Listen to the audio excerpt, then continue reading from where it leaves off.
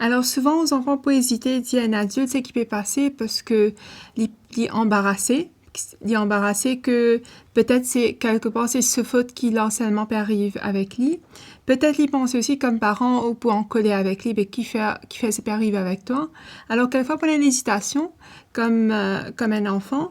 Alors comme parent, ce qu'il est capable de faire, c'est offrir beaucoup d'amour, offrir beaucoup de soulagement, de confort, cause avec lui d'une façon calme, explique-lui que le harcèlement-là, il n'arrivait pas que ce faute, et le harcèlement-là, il passait avec beaucoup d'autres enfants.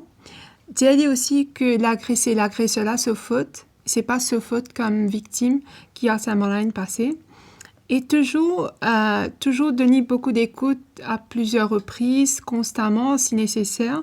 Et si vous trouvez quand même que il y a un symptôme psychologique qui est assez grave, surtout si le harcèlement est passé à travers beaucoup de temps, ce qu'il est nécessaire de faire, c'est contacter un professionnel comme un psychologue pour être capable de prendre en charge vos enfants et être capable de commencer à travailler, améliorer le trauma qu'il subit à travers ce harcèlement-là et aux mains de l'agresseur.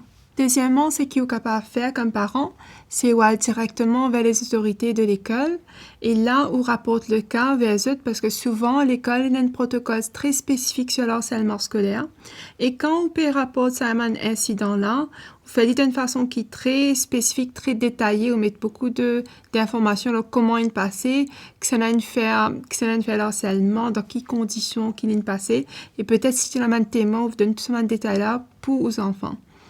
Une troisième affaire qu'il est capable de faire aussi, c'est qu'il est capable d'aller directement vers les parents de l'agresseur.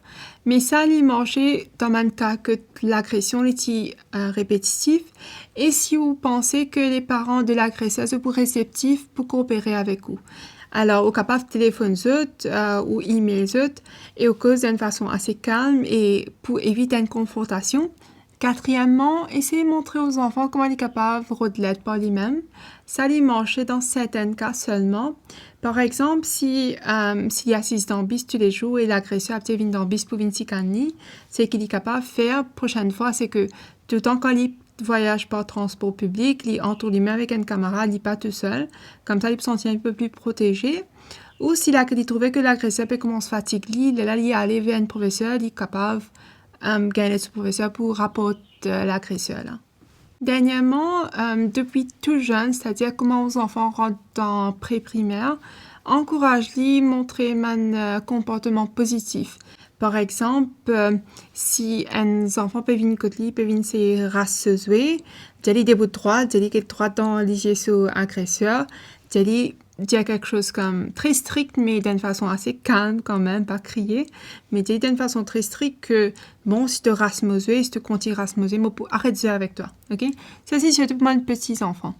Mais surtout pour les plus âgés, c'est qu'il y a un comportement positif qui est capable d'encourager. C'est, par exemple, si vous trouvez ou adolescents, ceux qui savent confidence, ils commencent à affecter à travers l'harcèlement, ils sentent qu'il n'est pas trop en contrôle sur la vie ou sur l'écho.